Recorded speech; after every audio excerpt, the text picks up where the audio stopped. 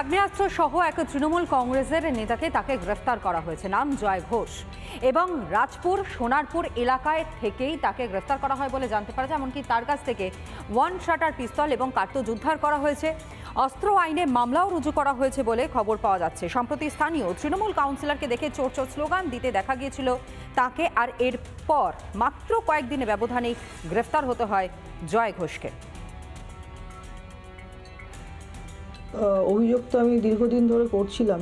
গত মার্চ মাস থেকে সোশ্যাল মিডিয়ায় আমাকে মারধরের হুমকি, 9mm পিস্তল নিয়ে গিয়ে শ্যুট করার হুমকি এসব চলছিল।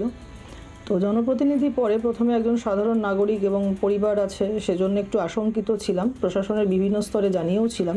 তো প্রশাসন যে তৎপর হয়েছেন এবং দায়িত্ব সহকারে অপরাধীদের চিহ্নিত করেছেন, এজন্য আমি প্রশাসনকে কৃতজ্ঞতা এবং ধন্যবাদ জানাবো।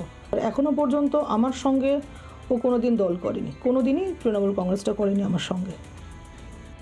পুলিশের কাছে খবর ছিল হয়তো উনি কাউন্সিলরের পরে অ্যাটাক করবে, তাই জন্য পুলিশ আগে থেকে অ্যারেস্ট করেছে।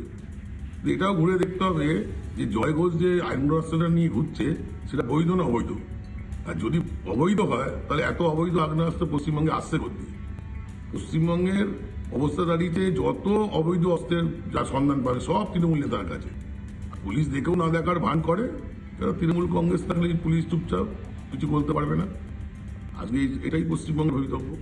নানা ধরনের কন্টেন্ট দেখার জন্য লাইক করুন, শেয়ার করুন আমাদের ফেসবুক পেজ, সাবস্ক্রাইব করুন আমাদের ইউটিউব চ্যানেল।